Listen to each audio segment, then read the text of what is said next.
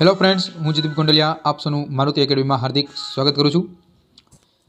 તો ફ્રેન્ડ્સ, તમને ખ્યાલ છે મારુતિ એકેડમી ચેનલમાં સેમેસ્ટર 6ના વિદ્યાર્થીઓ માટે એક આપણે નવી શરૂઆત કરી છે સ્પાર્ક બેન્ચની, કે જેમાં આપણે તમને બધા લોકોનો જે રિસ્પોન્સ તમને મળ્યો છે, બહુ અદ્ભુતપૂર્વ રિસ્પોન્સ મળ્યો છે। આવો નવો તમે સાથ સહકાર આપતા રહેજો। તો વિદ્યાર્થી મિત્રો, તમારી મિડ સેમ આવે એની પહેલાંથી આપણે ધીમે ધીમે બધા સબ્જેક્ટ આપણે ધીમે ધીમે શરૂ કરી દીધા છે। તો એમાં સૌથી પહેલું આપણે SGP switch gear and protection એમાં પહેલું ચેપ્ટર શરૂ કરી દીધું છે આજે। એટલે કે હું તમને આજે નવો જ એક સબ્જેક્ટ આપણે શરૂ કરવાના છે કે જેનું નામ છે એમઓટીસીબી। શું છે ભાઈ એમઓટીસીબી? કે જે બધા મોસ્ટ ઓફ મારા મિત્રો મને ખબર હશે કે એમઓટીસીબી એટલે કે maintenance of transformer and circuit breaker. Okay, MOTCB maintenance of transformer and circuit breaker. તો વિદ્યાર્થી મિત્રો, આ જે ચેપ્ટર છે બહુ અગત્યનું છે અને ઘણા બધા વિદ્યાર્થીઓ એવું વિચારતા હોય કે સાહેબ આ તો સાવ નાની તો ટોપિક છે, નાના ચેપ્ટર છે, પણ આને આપણે શું છેલ્લે તો વાંચી લઈશ। પણ વિદ્યાર્થી મિત્રો, મારો અનુભવ હું તમને કહું છું, ઘણા બધા મારા પાસે ક્લાસમાં આવતા હોય છે એટલે આ છેલ્લે સબ્જેક્ટ રાખે, અને છેલ્લે સબ્જેક્ટ રાખે એટલે પછી એને ટેન્શન વધે કે આ નાનીથી ચોપડી વાંચી તો ખરા ને। પણ મારું એવું કેવું છે કે ધીમે ધીમે તમે શરૂ કરજો, બરાબર? અને લાસ્ટમાં તમારે એટલો બધો સમય હશે નહીં, અને બીજા સબ્જેક્ટ જે વધારે ફોકસ કરવાના હોય તો એના પર થોડુંક ધ્યાન આપજો। જેમ કે ઈઓબીસી છે તો બહુ ટફ, આમ જોઈએ તો લેન્ધી સબ્જેક્ટ છે, બરાબર? અને એવી રીતે એસજીપી પણ કેવો છે, લેન્ધી સબ્જેક્ટ છે। તો વિદ્યાર્થી મિત્રો, તમે અમારી સાથે જોડાયેલા રહેજો, અને જેથી તમને બધી વસ્તુ તમને માહિતી મળતી રહેશે। અને જો હજુ સુધી તમે મારુતિ એકેડમી ચેનલને સબસ્ક્રાઇબ ન કરી હોય તો વાલા મિત્રો, સૌથી પહેલાં સબસ્ક્રાઇબ કરી દેજો, જેથી બધા તમને વિડીયોઝ તમને મળતા રહે અને નોટિફિકેશન મળતી રહે। તો વિદ્યાર્થી મિત્રો, ચાલો નવો સબ્જેક્ટ નવી ઉર્જા સાથે આપણે શરૂઆત કરીએ કે જેનું નામ છે એમઓટીસીબી।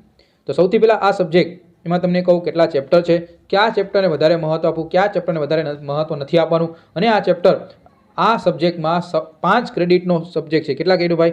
5 ક્રેડિટનો આ સબ્જેક્ટ છે, અને આ 5 ક્રેડિટમાં આપણે પૂરેપૂરી લેવી છે, એટલે કે એ ગ્રેડ લાવો છે તો આપણે આ સબ્જેક્ટમાં લાવી શકશું ભાઈ। એટલે ભાઈ એ ગ્રેડ તમે લાવવો હોય તો પણ આ 5 આપણે આ સબ્જેક્ટમાં લાવી શકીએ। જો વિદ્યાર્થી મિત્રો, તમે સૌથી પહેલું ચેપ્ટર છે પ્રિવેન્ટિવ મેન્ટેનન્સ। શું છે ભાઈ? Preventive maintenance. બીજું ચેપ્ટર છે maintenance of transformer. Third chapter છે commissioning and recharging of transformer. Last and final chapter છે maintenance of circuit breaker. It means that આ સબ્જેક્ટમાં માત્ર ને માત્ર 4 ચેપ્ટર છે, પણ આ 4 ચેપ્ટર ઓકે યાદ રાખવા પણ એટલા બધા કંઈ અઘરા નથી, પરંતુ જો તમને થોડો એક પુશ મળી જાય કે ભાઈ આ ટોપિક કવર કરો, આ ટોપિક નથી કરવો, તો તમને ઓછી મહેનત તમે સારામાં સારા માર્ક કવર કરી શકો। ઓકે, ઘણા બધા ક્લાસમાં પણ આના કોઈ ક્લાસ પણ નથી હોતા, પણ મારું એવું માનવું છે કે આપણે જે સબ્જેક્ટ ઇઝી હોય એને આપણે સાવ ઇઝી બનાવી દેવાનો અને સારામાં સારા માર્ક ખેંચી લેવાના। ઓકે વિદ્યાર્થી મિત્રો, તો સૌથી પહેલું ચેપ્ટર છે એ 7 માર્કનું છે ભાઈ, 7 માર્કનું પહેલું ચેપ્ટર, અને એ હું તમને કહી દઉં કે એટલા ક્વેશ્ચન કરી નાખો એની બહાર ક્વેશ્ચન હોય જ નહીં। બીજું તમારે શું જોઈએ? બીજી વસ્તુ મેન્ટેનન્સ ઓફ ટ્રાન્સફોર્મર, 28 માર્કનું ચેપ્ટર। વિદ્યાર્થી મિત્રો, ઘણા વિદ્યાર્થી મિત્રો મારા ક્લાસમાં કહે કે સાહેબ હું ખાલી એક બીજું ચેપ્ટર કરીને જાઓ તો ન ચાલે, પાસ તો થઈ જાઓ, પણ વાલા મિત્રો આ ઘણી વખત હું તો ફ્લેક્ચ્યુએશન માર્ક હોય છે, ઘણી વખત 24 માર્કનું 21 માર્કનું પૂછાય છે, કોઈક વાર 18 માર્કનું પૂછાયેલું હોય છે, અને કોઈક વાર 28 માર્કનું પણ પૂછાય છે। એટલે જનરલી અહીંયા એક એવરેજ લઈને 28 માર્કનું એ લોકોએ કન્સિડર કર્યું હોય છે। પછી ત્રીજું ચેપ્ટર છે 14 માર્કનું, અને લાસ્ટ એન્ડ ફાઇનલ ચેપ્ટર છે મેન્ટેનન્સ ઓફ સર્કિટ બ્રેકર, કે જે 21 માર્કનું ચેપ્ટર તમારે બની શકે। તો વિદ્યાર્થી મિત્રો, તમે પ્રિવેન્ટિવ મેન્ટેનન્સ એ આપણે સૌથી પહેલાં ચેપ્ટર શરૂઆત કરવાની છે। તો વિદ્યાર્થી મિત્રો, ચાલો તમારે એક નવી ઉર્જા સાથે આપણે આજે લેક્ચરની શરૂઆત કરીએ। અને વિદ્યાર્થી મિત્રો, પૂરેપૂરો લેક્ચર જોજો, ખાલી તમે આ એક ખાલી મારે લેક્ચર જોવો ને, ખાલી કાનમાં હેન્ડસ્ફ્રી ભરાવા રાખવાની અને લેક્ચર જોતા જવાના, હું અહીં બધું તમને કહેતો જાઉં, તમારે ખાલી યાદ રાખવાનું। પછી તમે ચોપડી ખોલીને એકવાર જોશો એટલે તમને બધા ડાઉટ ક્લિયર થઈ જશે, કારણ કે આમાં થોડાક શબ્દો આવે કે જે આપણે થોડાક અઘરા લાગતા હોય, પણ એને આપણે ઇઝી બનાવવાના હોય છે। ઓકે વિદ્યાર્થી મિત્રો, તો ચાલો હવે આપણે ચેપ્ટરની શરૂઆત કરીએ। મેં તમને કીધું એ પ્રમાણે preventive maintenance, transformer maintenance, total 5 chapter છે, અને હવે આપણે જોઈએ પ્રિવેન્ટિવ મેન્ટેનન્સ। તો વિદ્યાર્થી મિત્રો, આ ચેપ્ટરમાં આપણે કયા કયા ટોપિક કવર કરવાના છે? તો વિદ્યાર્થી મિત્રો, સૌથી પહેલાં મેન્ટેનન્સ કોને કહેવાય? મેન્ટેનન્સ એટલે કે ગુજરાતીમાં કહેવાય જાળવણી, તો એ શું છે? પછી આપણે જોશું કે મેન્ટેનન્સના કેટલા પ્રકાર, એટલે કે જાળવણી કરવી છે તો કેટલા પ્રકારો છે। પછી પ્રિવેન્ટિવ મેન્ટેનન્સ, તો પ્રિવેન્ટિવ મેન્ટેનન્સમાં આમ જોઈએ તો 2 પ્રકારનું છે, એક તો રૂટીન મેન્ટેનન્સ અને બીજું હોય છે પિરિયોડિક મેન્ટેનન્સ। હવે જ્યારે આપણે પ્રિવેન્ટિવ મેન્ટેનન્સ કરતા હોય ત્યારે કયા પ્રકારની એમાં પ્રવૃત્તિ કરતા હોય છે, અને જ્યારે ઓવરહોલિંગ દરમિયાન કરવામાં આવતી પ્રવૃત્તિઓ। હવે ઓવરહોલિંગ શું છે કે તમારી માટે નવો સબ્જેક્ટ છે, તો એ પણ હું તમને સમજાવવાનો છું। પછી આપણે નેક્સ્ટ પ્રકારનું આપણે મેન્ટેનન્સ જોવાના છીએ કે જેનું છે બ્રેકડાઉન મેન્ટેનન્સ. પહેલું પ્રિવેન્ટિવ, બીજું બ્રેકડાઉન. હવે બ્રેકડાઉન મેન્ટેનન્સ એટલે શું ભાઈ? બ્રેકડાઉન મેન્ટેનન્સ એટલે શું થાય? ચાલો એમાં કયા ટોપિક ભણવા છે એ પણ માહિતી આપી દઉં. બ્રેકડાઉન મેન્ટેનન્સમાં કરવામાં આવતી કેટલી પ્રવૃત્તિ છે એના વિશે માહિતી આપીશ. અને લાસ્ટ એન્ડ ફાઇનલ આપણે બે વચ્ચેનો તફાવત જોશું કે what is the difference between periodic maintenance and breakdown maintenance. પછી આપણે જોશું પ્રિવેન્ટિવ મેન્ટેનન્સના ફાયદા, પ્રિવેન્ટિવ મેન્ટેનન્સ કયા કયા વિભાગમાં કેવા કાર્યો કરે છે, અને જ્યારે આપણે મેન્ટેનન્સ શિડ્યુલ કરતી વખતે એટલે કે આ સમય આપી દીધો છે કે આ સમયે આ ઇક્વિપમેન્ટ છે એના એટલા શિડ્યુલમાં જ આપણે મેન્ટેનન્સ કરવાનું હોય છે, તેમાં કયા કયા મુદ્દા ધ્યાનમાં રાખવાના હોય, અને પ્રિવેન્ટિવ મેન્ટેનન્સનો સ્કોપ શું છે, અને એનું છેલ્લે આપણે જોશું ઇકોનોમિક્સ. તો આવી રીતે આખો આ ચેપ્ટર પેલું ચેપ્ટર 7 માર્કનું આજે જ આપણે પૂરું કરી નાખશું. એક લેક્ચર પૂરેપૂરો, એક લેક્ચરમાં ચેપ્ટર પતી જાય અને તમને અડધી પોણી કલાકમાં તમે એક ચેપ્ટર કવર કરી નાખો અને 7 માર્ક રોકડા તમને મળી જાય. ચાલો વિદ્યાર્થી મિત્રો, તમે રેડી છો? ઓકે, ચાલો આજનો લેક્ચર શરૂઆત કરીએ. તો વિદ્યાર્થીનો જાળવણી કોને કહેવાય એટલે કે મેન્ટેનન્સ શું?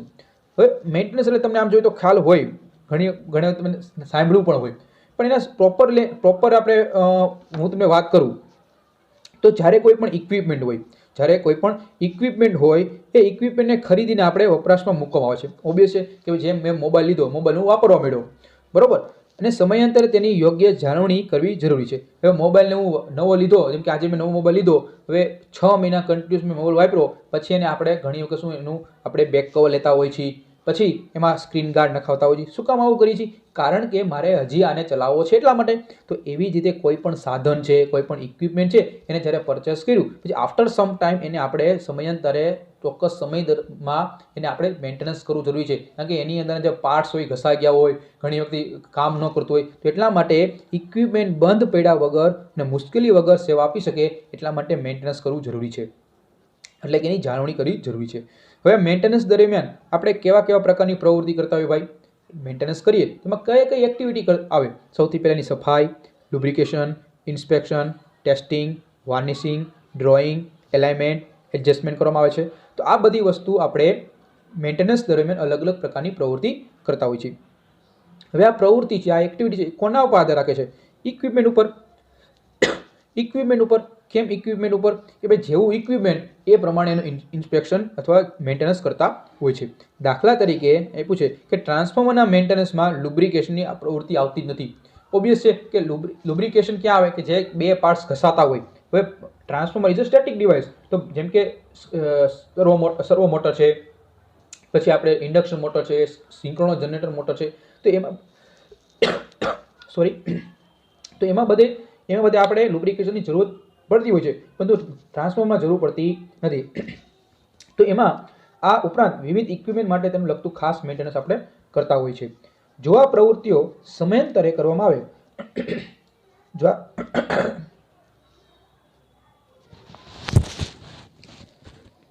ઉપરાંત વિવિધ ઇક્વિપમેન્ટ માટે લાગતું પણ ખાસ પ્રકારનું મેન્ટેનન્સ કરવું પડે છે. જો આ પ્રવૃત્તિઓ સમયાંતરે કરવામાં આવે તો ખરાબી ઉત્પન્ન થાય નહીં અને બંધ પણ પડે નહીં, અને ઇક્વિપમેન્ટમાં મોટો ફોલ્ટ આવવાથી આપણે નુકસાન બચાવી શકાય છે. તો વિદ્યાર્થી મિત્રો, એટલા માટે આપણે મેન્ટેનન્સ તો આપણે જાળવણી કરતા હોય છે. ઓકે વિદ્યાર્થીઓ, ખ્યાલ આવે છે બધા? હવે આ મેન્ટેનન્સ છે ને કેટલા પ્રકાર? દર વખતે એક્ઝામમાં જીટીયુમાં ક્વેશ્ચન પૂછે છે કે મેન્ટેનન્સના પ્રકારો અથવા વર્ગીકરણ કરો. તો સૌથી પહેલું મેન્ટેનન્સનું પ્રકાર કયું છે ભાઈ? સૌથી પહેલું પ્રિવેન્ટિવ મેન્ટેનન્સ અને બ્રેકડાઉન મેન્ટેનન્સ. હવે પ્રિવેન્ટિવ મેન્ટેનન્સ એના પાછા 3 પ્રકાર. એક રૂટીન મેન્ટેનન્સ, એક છે રૂટીન મેન્ટેનન્સ, બીજું છે પિરિયોડિક મેન્ટેનન્સ, અને ત્રીજું છે ઓવરહોલિંગ મેન્ટેનન્સ. તો વિદ્યાર્થી મિત્રો, ફરીથી એકવાર કહી દઉં, મેન્ટેનન્સના કેટલા પ્રકાર? પ્રિવેન્ટિવ અને બ્રેકડાઉન. પ્રિવેન્ટિવ મેન્ટેનન્સના પાછા કેટલા? 3 પ્રકાર: રૂટીન, પિરિયોડિક અને ઓવરહોલિંગ.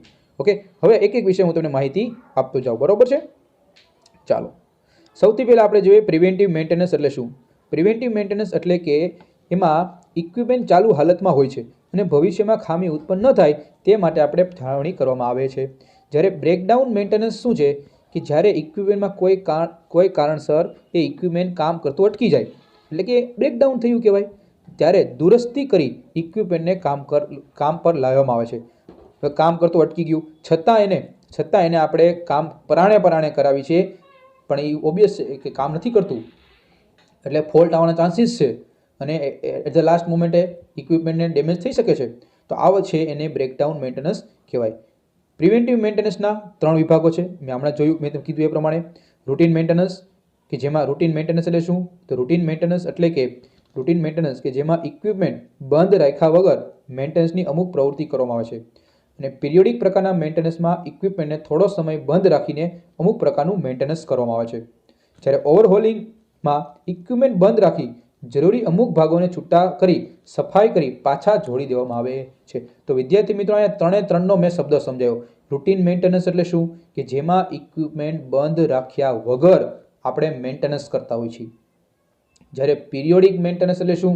કે જે ઇક્વિપમેન્ટ છે એ ઇક્વિપમેન્ટને થોડો સમય બંધ રાખી અમુક પ્રકારનું મેન્ટેનન્સ થતું હોય. અને જ્યારે ઓવરહોલિંગ એટલે શું? કે એવું આપણે મેન્ટેનન્સ કે જેમાં ઇક્વિપમેન્ટ સાવ બંધ કરી દેવાનું અને આમાં અમુક ભાગો છૂટા કરીને સફાઈ પણ કરી અને પાછા જોડી દઈએ, એને કહેવાય ઓવરહોલિંગ મેન્ટેનન્સ. તો વિદ્યાર્થી મિત્રો, તમને ખ્યાલ આવે છે ને આ શું વસ્તુ છે? ઓકે, ચાલો હવે આપણે આગળ સમજીએ. Preventive maintenance. તો પ્રિવેન્ટિવ મેન્ટેનન્સ શું? એક્ઝામમાં પૂછાય છે પ્રિવેન્ટિવ મેન્ટેનન્સની ટૂંક નોંધ લખો. તો સતત વપરાશમાં લેવામાં આવતું કોઈ પણ સાધન એને એક પણ સાર સંભાળ વગર લાંબો સમય સુધી આપણે એટલે કે ફોલ્ટ વગર કામ આપી શકે એ સંભવિત છે જ નહીં. કોઈ પણ ઇક્વિપમેન્ટ તમે લઈ લો કે તમે કન્ટિન્યુઅસ તમે એને કામ કરાવી રાખો, જેમ કે તમારા ઘરનો પંખો છે એ વર્ષ 2 વર્ષ 3 વર્ષ સુધી કન્ટિન્યુ ચાલે છે, પછી after some time it will be damage, એટલે કે કેપેસિટર ઉડી જાય, અંદરનું વાયરિંગ બળી જાય, આવું થતું હોય છે. એટલે એના માટે આપણે અમુક ચોક્કસ સમયની જાળવણી કરતી રહેવું જરૂરી છે. એટલે કે સાધન તમારે ભવિષ્યમાં કામ થતું અટકે નહીં, તમારા પૈસા પણ બચી જાય, ફોલ્ટ પણ ન થાય, એટલા માટે આપણે મેન્ટેનન્સ કરતા હોઈએ છીએ. સાધન કામ કરતું અટકે અને તેનો ઉપાય કરીએ એ એક બાબત છે. આ સાધનની અમુક ચોક્કસ સમયગાળાએ માવજત કરીએ તો ખામી ઉત્પન્ન થતી નથી. દાખલા તરીકે આપણી પાસે સ્કૂટર હોય, યોગ્ય માવજત કરતા હોય તો જેમ કે કોરા લુગડાથી સાફ સફાઈ કરી, 15 દિવસે પાણીથી સાફ કરી, મહિને 1-2 ટાયરની હવા ભરાવાની ચેક કરવાનું, આ બધી વસ્તુ છે તો તમારી ગાડી સારી હાલે. ઘણી વખત તમે જો ઘણા બધા વિદ્યાર્થી મિત્રો પાસે બાઇક હોય, આમનું પેઢી હોય, ધૂળ ખાતી હોય, ગારો ચોટી ગયો હોય અને સાફ સફાઈ ન કરે, એટ ધ લાઇટ મોમેન્ટ પછી ડેમેજ થઈ જાય. તો આ એક સિમ્પલ વસ્તુ છે. આવું ઇલેક્ટ્રિક ઇક્વિપમેન્ટનું છે કે ભાઈ ઇલેક્ટ્રિક ઇક્વિપમેન્ટ જનરેશનથી લઈને પાવર સબસ્ટેશન બધામાં ઇલેક્ટ્રિક સાધનો છે. એમાં DC motor, transformer, battery, generator વગેરે સાધનો આપણે વ્યાપકપણે ઉપયોગ કરતા હોઈએ છીએ. હવે આમાં થોડુંક નુકસાન થોડીક આપણે બેદરકારી કરી તો બહુ નુકસાન થાય છે, માણસની પણ જાનહાનિ થઈ શકે છે. એટલા જ માટે કીધું છે prevention is better than cure. ખબર પડી? એટલા જ માટે સાધનોને લાગુ પડે છે અને એટલા માટે આપણે જ્યારે હજી prevention is better than cure એટલે કે જ્યાં હજી કંઈ નથી થયું એની પહેલાં તમારે સાવચેતી લઈ લઈએ તો બહુ સારું રહે. યોગ્ય સમયના અંતરે એવી રીતે જાળવણી કરીએ કે જેથી મુશ્કેલી ઊભી જ ન થાય, તો આવા પ્રકારની જાળવણી, આવા પ્રકારના મેન્ટેનન્સ એટલે કે પ્રિવેન્ટિવ મેન્ટેનન્સ. વાલા મિત્રો, ખબર પડી પ્રિવેન્ટિવ મેન્ટેનન્સ કોને કહેવાય? બરોબર ને? ઓકે, ચાલો. કે મોજ આવવાની છે આખા બધા સબ્જેક્ટમાં, તમારે ખાલી લેક્ચર જોવાના અને મોજથી તમારે જો પછી જોરદાર રિઝલ્ટ આવશે. હવે આપણે જોઈએ કે આમ પ્રિવેન્ટિવ મેન્ટેનન્સ એટલે કે શોર્ટમાં હું કહી દઉં, શોર્ટમાં હું તમને કહી દઉં હાવ શોર્ટમાં, તો પ્રિવેન્ટિવ મેન્ટેનન્સ કોને કહેવાય? કે કોઈ ખામી ઊભી થઈ, કોઈ ખામી છે એ ઊભી થઈને સાધન અટકી જાય તે પહેલાં જ એની પહેલાં જ આપણે અગાઉ ચોક્કસ સમયના અંતરે તપાસ કરી નાખવાની, જેથી સાધન લાંબા સમય સુધી ફોલ્ટ ઉત્પન્ન થયા વગર એ કન્ટિન્યુઅસ ચાલે. ખબર પડી વિદ્યાર્થી મિત્રો? તો આને આપણે કહેવાય પ્રિવેન્ટિવ મેન્ટેનન્સ. ચાલો, તમને બધા લોકોને તમને ખ્યાલ આવી ગયો પ્રિવેન્ટિવ મેન્ટેનન્સ કોને કહેવાય. ઓકે, ચલો હવે આપણે જોશું રૂટીન મેન્ટેનન્સ. રૂટીન મેન્ટેનન્સ એટલે શું? કે આમાં મેન્ટેનન્સ સામાન્ય કાર્યવાહીનો સમાવેશ કરવામાં આવે છે. આમાં મશીનને લાંબો સમય બંધ રાખવામાં આવતું નથી. આ કાર્યવાહી નીચે મુજબ કરી શકીએ. સૌથી પહેલા વિઝ્યુઅલ ઇન્સ્પેક્શન, સફાઈ અને લુબ્રિકેશન. તો રૂટીન મેન્ટેનન્સ એટલે શું? કે આમાં મશીનને લાંબા સમય સુધી બંધ રાખવામાં આવતું નથી. એમાં આ મેન્ટેનન્સમાં કઈ પ્રવૃત્તિ કરવામાં આવે છે? તો સૌથી પહેલા વિઝ્યુઅલ ઇન્સ્પેક્શન, સફાઈ અને લુબ્રિકેશન. હવે પિરિયોડિક મેન્ટેનન્સ એ શું છે? તો પિરિયોડિક મેન્ટેનન્સ એટલે કે આમાં મશીનો થોડો સમય બંધ રાખી મેન્ટેનન્સની કાર્ય કરવામાં આવે છે. એમાં આપણે ટેસ્ટિંગ અને રેકોર્ડિંગ કરતા હોઈએ છીએ, રિવાર્નિશિંગ કરતા હોઈએ છીએ, પછી સુકવણી કરતા હોઈએ છીએ, એલાઇનમેન્ટ એડજસ્ટમેન્ટ કરતા હોઈએ છીએ અને ઘસાયેલા ભાગો છે એને આપણે રિપ્લેસમેન્ટ એટલે કે બદલી કરતા હોઈએ છીએ.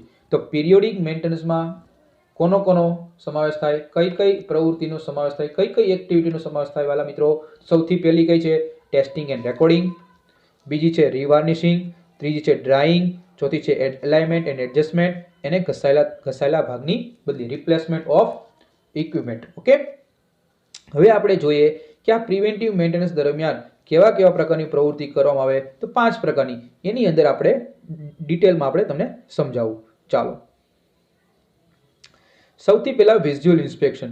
વિઝ્યુઅલ ઇન્સ્પેક્શન એટલે શું? કે તમને કોઈ પણ ઇક્વિપમેન્ટ છે, સાધન છે, તેનું અવલોકન કરવામાં આવે અને મશીન કે સાધન પર હાથ લગાવીને તેને વધારે પડતું ગરમ થતું નથી ને એ જોવામાં આવે, વાઇબ્રેશન થાય છે કે નહીં એ જોવામાં આવે, બોલ્ટ નટ ઢીલા નથી થઈ ગયા ને કે ચેક કરવામાં આવે. ઇન શોર્ટ, તમારે તમારી આંખે જોવાનું, બરોબર, અને ચેક કરવાનું કે ટેમ્પરેચર વધી નથી ગયું, અડી જોવાનું, બરોબર, બોલ નથી ઢીલા થઈ ગયા ને, મોટર હલતી નથી ને, તો એને કહેવાય વિઝ્યુઅલ ઇન્સ્પેક્શન. સફાઈ શું? એ સાધનને કપડાથી સાફ કરી દેવામાં આવે. બ્લોઅર અથવા વેક્યુમ ક્લીનરની મદદથી આપણે સાફ સફાઈ કરતા હોઈએ છીએ. જેમ શું કામ? કારણ કે ઇક્વિપમેન્ટની ઉપર ધૂળ જામી ગઈ હોય, પેટ્રોલ કે કેરોસીનના સોલ્વન્ટનો ઉપયોગ કરતા હોય, બરોબર, ઉપયોગ કરીને આ ધૂળના રજકણોને આપણે દૂર કરી શકીએ. પછી લુબ્રિકેશન, કે જે રોટેટિંગ મશીનમાં જ આપણે યુઝ કરીએ છીએ. મેં તમને કીધું સ્ટેટિક એટલે કે ટ્રાન્સફોર્મરમાં યુઝ થતું નથી. પછી ટેસ્ટિંગ એન્ડ રેકોર્ડિંગ. સાધનના મેન્યુફેક્ચરની સૂચના મુજબ ટેસ્ટિંગ કરવામાં આવે છે. તેની ખાસ નોંધ તારીખવાર કરવામાં આવે છે. જેમ કે કોઈ ઇન્ડક્શન મોટર છે અથવા ડીસી સિરીઝ મોટર છે અથવા લઈ લો તમે સિંક્રોનસ જનરેટર લઈ લો, તો એમાં ઇન્સ્યુલેશનનું રેઝિસ્ટન્સ આપણે મેગર વડે આપણે તપાસતા હોઈએ છીએ અને એને નોંધ કરવામાં આવે કે ભાઈ 6 મહિને આપણે એટલું રીડિંગ આવ્યું, તો આફ્ટર 6 મંથ કેટલું રીડિંગ આવ્યું. જો પહેલા 6 મહિના કરતાં પછીના 6 મહિના રીડિંગ વધી જાય, એનો મતલબ કે થોડુંક હવે ડેમેજ થયું છે. રીવાર્નિશિંગ એટલે શું? જરૂર પડે તો વાઇન્ડિંગને રીવાર્નિશ કરવામાં આવે છે, જેથી ઇન્સ્યુલેશન રેઝિસ્ટન્સ વધે અને વાઇન્ડિંગનું આયુષ્ય પણ તમે વધારી શકો. સુકવણી. સુકવણી એટલે શું? કોની સુકવણી? કે ભાઈ આપણે શાક બકાલોનું સુકવણી કરવાની? ના ભાઈ, સુકવણી એટલે શું? કે જ્યારે તમે ઘણી વખત તમે સિંક્રોનસ મોટર લઈ લો, ઇન્ડક્શન મોટર લઈ લો, તો જ્યારે વાઇન્ડિંગ હોય ને, એ વાઇન્ડિંગમાં ભેજ આવી જાય. શું થાય? એ ભેજ આવી જાય. એ ભેજ આવ્યો હોય તો એ સુકવવાથી ભેજને ઉડાડી શકાય છે. ઉપરાંત રીવાર્નિશિંગ કર્યા પછી પણ વાઇન્ડિંગને સુકવવું જરૂરી બને છે, બરોબર. ડ્રાઇંગ એટલે સુકવણી. એલાઇનમેન્ટ એન્ડ એડજસ્ટમેન્ટ, હા તો ખબર જ છે કે જ્યારે આપણે કોઈ પણ મશીન છે, મશીનનું શાફ્ટનું એલાઇનમેન્ટ સરખું હોવું જોઈએ. જો ન હોય તો આપણને ખબર છે કે એક જ બ્રશનું દબાણ વધી જાય કોકવાર, અથવા બ્રશની સ્થિતિ બદલી જેવી હોય તો કરંટને આઉટપુટ સાઇડ લાવવા માટે બહુ અઘરું થઈ જતું હોય છે. અને ઘણી વખત સ્ટેટર અને રોટર વચ્ચે અનબેલેન્સ થઈ જાય તો પણ એમાં શું થાય? રોટર અનબેલેન્સ થઈ જાય, ફોલ્ટ થઈ શકે છે. એટલા માટે આપણે એનું એડજસ્ટમેન્ટ કરતું રહેવું અને ટેસ્ટિંગ કરતું રહેવું. ઘસાયેલા ભાગની બદલી, એ તો ખબર જ છે, કોઈ પણ ઇક્વિપમેન્ટ હોય એને આપણે જો ડેમેજ થઈ ગયું હોય તો એની પહેલાં તમે ચેક કરી લો, એને હવે થોડું ઘસાઈ ગયું છે, બદલી નાખવું જોઈએ, તો બદલી નાખવું તો સારું. પણ જેમ કે કોઈ કાર છે, એ કારનું ટાયર ઘસાઈ ગયું તો તમે 2 મહિના ઢળો, બરોબર, તો પછી શું થાય? એક્સિડન્ટ થવાના ચાન્સીસ રહે છે. ચાલો, હવે આપણે જોઈએ ઓવરહોલિંગ દરમિયાન કરવામાં આવતી પ્રક્રિયા. હવે સૌથી પહેલા મેં તમને કીધું એ પ્રમાણે ઓવરહોલિંગ એટલે શું? કે ઓવરહોલિંગ એટલે શું? તમે કીધું ને, આપણે 3 પ્રકારના આપણે જોયા, બરોબર, કે રૂટીન મેન્ટેનન્સ આપણે કમ્પ્લીટ કર્યું, પીરિયોડિક મેન્ટેનન્સ અને ઓવરહોલિંગ. ઓવરહોલિંગ એટલે શું? કે જેમાં જે ઇક્વિપમેન્ટ છે, જેમાં ઇક્વિપમેન્ટને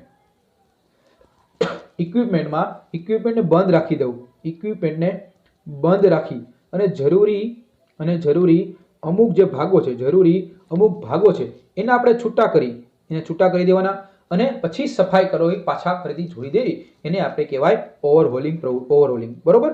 તો એમાં ઓવરહોલિંગ દરમિયાન કોનો સમાવેશ થાય ભાઈ? ચાલો હવે એમાં જોઈએ, બરોબર. સેવલાની જેમ જ છે. વિઝ્યુઅલ ઇન્સ્પેક્શન કરવામાં આવે છે, એટલે કે મશીનનું નિરીક્ષણ કરવામાં આવે, ભાગોને છૂટા પાડી દેવામાં આવે, સફાઈ કરવામાં આવે છે, ઘસાયેલા ભાગોની બદલી કરવામાં આવે છે, વાઇન્ડિંગની સફાઈ કરવામાં આવે છે, સુકવણી કરવામાં આવે છે, પછી બેરિંગ ઓઇલ ગ્રીસની બદલી કરવામાં આવે છે, ખોલેલા ભાગો છે ફરીથી જોડવામાં આવે છે, છેલ્લે ટેસ્ટિંગ કરવામાં આવે છે અને છેલ્લે પછી પુનઃ પ્રસ્થાપન. જ્યારે કાઢ્યું હોય ને ધ ઇક્વિપમેન્ટ, રોટર કાઢ્યું હોય, સ્ટેટર કાઢ્યું હોય, બ્રશ કાઢ્યા હોય, તો ફરીથી પાછું પુનઃ પ્રસ્થાપન એટલે કે રીકમિશનિંગ કરવામાં આવે છે. જે પહેલું હતું એમ જ. ડન. ચાલો, હવે આપણે જોઈએ, પછી આપણે જોયું બ્રેકડાઉન મેન્ટેનન્સ, આપણે સમજીએ. ઓકે, ચાલો. બ્રેકડાઉન મેન્ટેનન્સ શું છે? તો બ્રેકડાઉન મેન્ટેનન્સ એટલે મેં તમને કીધું એ પ્રમાણે આની આગળ આપણે સમજ્યા. ઓકે, તો હવે બ્રેકડાઉન મેન્ટેનન્સ છે એ નિયમિત રીતે પ્રિવેન્ટિવ મેન્ટેનન્સ કરવા છતાં કોઈ પણ વખત મશીન કે ઇક્વિપમેન્ટમાં ખામી સર્જાય. હવે હું દરરોજ મારી કાર સાફ કરું છું, બાઇક મારી સાફ કરું છું, બધું વસ્તુ કરું છું, છતાંય મારી બાઇકમાં કે મારા કારમાં ફોલ્ટ આવે તો પછી તો એને જ આપણે શું કહેવાય? બ્રેકડાઉન મેન્ટેનન્સ કહીએ છીએ ભાઈ. તો આ બ્રેકડાઉન મેન્ટેનન્સમાં કઈ કઈ પ્રવૃત્તિ કરવામાં આવે? તો સૌથી પહેલા ફોલ્ટ થયો એ ક્યાં થયો? એટલે કે લોકેટિંગ ઓફ પ્રોબ્લેમ, ટ્રબલ શૂટિંગ એટલે કે ક્ષતિ નિવારણ, દુરસ્તી એટલે repairing, replacement of damage item નુકસાન પામેલ ભાગોની બદલી કરવામાં આવે છે, અને રીકમિશનિંગ ઓફ ઇક્વિપમેન્ટ એટલે કે ઇક્વિપમેન્ટને ફરીથી ચાલુ કરવામાં આવે છે. તો આ એક 5 પ્રવૃત્તિ છે કે જેમાં કોનો સમાવેશ થાય છે? બ્રેકડાઉન મેન્ટેનન્સમાં કરવામાં આવતી પ્રવૃત્તિ. સૌથી પહેલી locating problem, trouble shooting, repairing, replacement of damage items, recommissioning of equipment. ચલો એક વિષય હું તમને માહિતી આપતો જાઉં, આરામથી સાંભળો, મોજથી સાંભળો એટલે તમને બધું યાદ રહી જશે.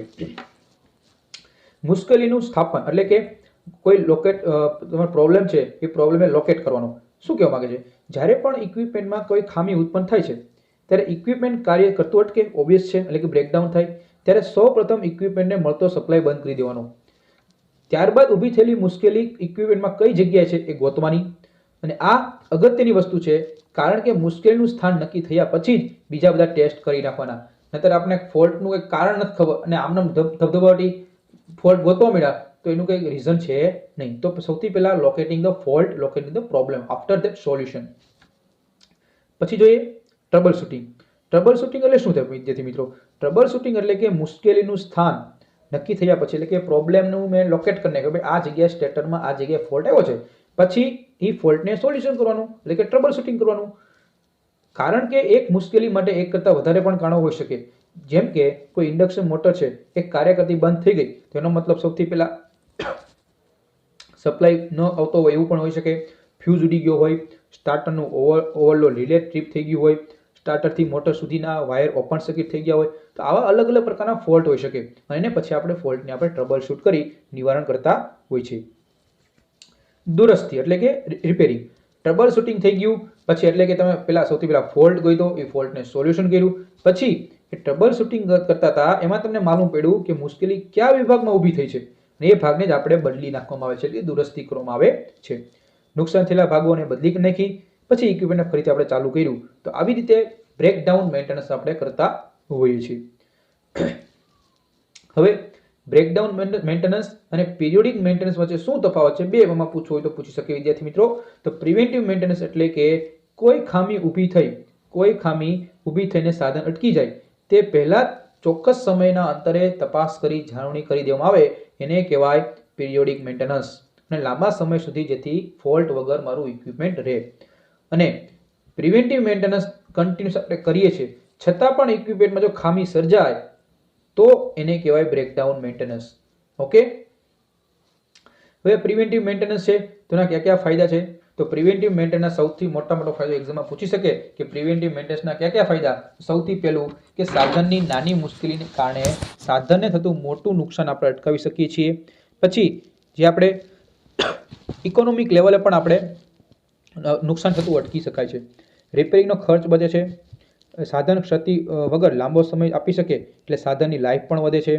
એટલે કે તમે જો પણ પંખો છે, તમે 2 મહિના તમે કેપેસિટી બદલી નાખો અથવા 6 મહિના થાય વાઇન્ડિંગ બદલી નાખો તો ભવિષ્યમાં તમે ફોલ્ટ આવવાના ચાન્સીસ જ નહીં રહે. એ માટે કહે છે સતત પ્રક્રિયાવાળા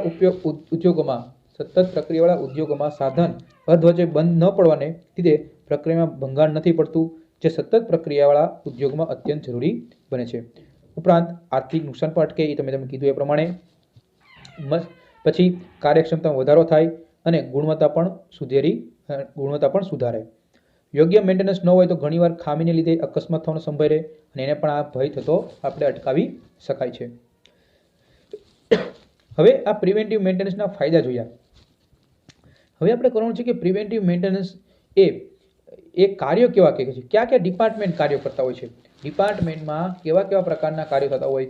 તો ઓપરેટિંગ સ્ટાફને મેન્ટેનન્સ અંગેની તાલીમ આપી જેથી ઇમરજન્સી સ્ટાફ કોઈ પણ આપણે મેન્ટેનન્સ સંભાળી લે. પછી એ તાલીમ લેવાની, પછી યોગ્ય કાર્યક્રમો કરવાના, ચેકલિસ્ટ બનાવવાનું, યોગ્ય સમયમાં વહેંચણી કરવાની, જે આપણે કંટ્રોલનું વર્ગીકરણ છે, તમારા જે સ્પેર પાર્ટ્સ હોય એનું સ્ટાન્ડર્ડાઇઝેશન તપાસવાનું, પછી એનાલિસિસ કરવાનું, પછી કોઈ પણ સાધન છે એ સાધનને તમારે ઇન્ટ્રોડક્શન કરવાનું કે આ સાધન આમ કામ કરે છે, તમે ટ્રેનિંગ આપો. અને છેલ્લે પછી મેન્ટેનન્સ માટે જરૂરી પત્રકો બનાવવાના કે ભાઈ 6 મહિને મેન્ટેનન્સ કરતા હોય, 2 મહિને મેન્ટેનન્સ કરતા હોય તો તમારે એનું અને એક રેકોર્ડ પત્રક બનાવવું જરૂરી છે, જેથી ભવિષ્યમાં તમને ખ્યાલ આવે કે આ ઇક્વિપમેન્ટ એટલા લાંબા સમય ચાલ્યું અને પછી આ ઇક્વિપમેન્ટ એટલો લાંબા સમય ચાલ્યું નથી.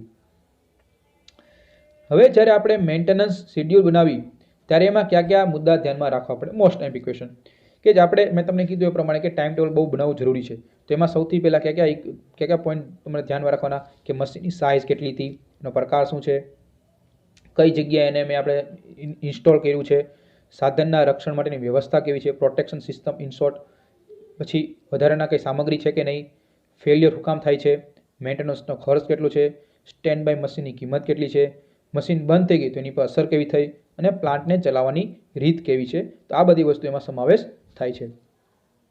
પછી પ્રિવેન્ટિવ મેન્ટેનન્સનો સ્કોપ, કે પ્રિવેન્ટિવ મેન્ટેનન્સનો સ્કોપ કેમ એટલું બધું મહત્વ છે.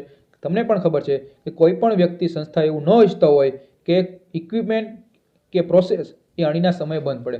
હવે મારે એકી હારે, કેમ કે આપણે અમૂલની કંપની છે, હવે અમૂલની કંપની એને 1 સેકન્ડની બંધ રહે, 1 મિનિટ બંધ રહે તો લાખો રૂપિયાનું નુકસાન થઈ, બરોબર. એટલે એવું કોઈ દી વિચારે જ નહીં કે ભાઈ બંધ પડે, એની પહેલાં જ એ લોકોને શું કરવું પડે, મેન્ટેનન્સ કરવું પડે છે. એટલા જ માટે પ્રિવેન્ટિવ મેન્ટેનન્સ સ્કોપ ધીમે ધીમે બહુ વધતો જાય છે, સારું કહેવાય. ઉદ્યોગોમાં ઘણા પ્રકારના મશીન ઇક્વિપમેન્ટનો ઉપયોગ કરવામાં આવે છે. આ બધા ઇક્વિપમેન્ટની રચના, કાર્ય વગેરે અલગ અલગ હોય છે.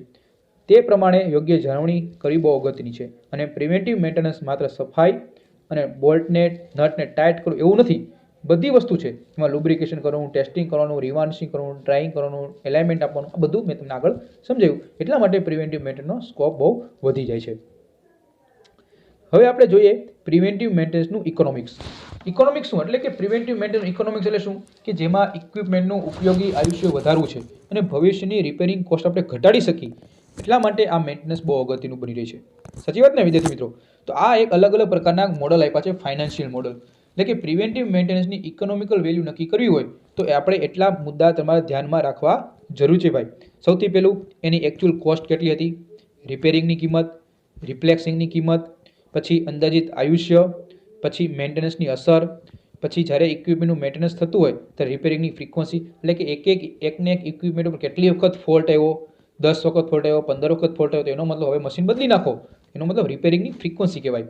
પ્રિવેન્ટિવ મેન્ટેનન્સની એનર્જી કન્ઝપ્શન પર અસર, કે ભાઈ હજી ચાલતું નથી, બરાબર, હજી ચાલતું નથી ઇક્વિપમેન્ટ, અને એનો મતલબ કે એના પર એનર્જી કેટલી બધું કન્ઝર્વ કરે છે, એ મહિનામાં કેટલો બધા લોડ ખેંચે છે, કેટલો કરંટ લે છે, કેટલો વોલ્ટેજ લે છે. તો આ બધી વસ્તુ તમારે આપણે પ્રિવેન્ટિવ મેન્ટેનન્સમાં બધી વસ્તુ ખ્યાલ આવી શકે.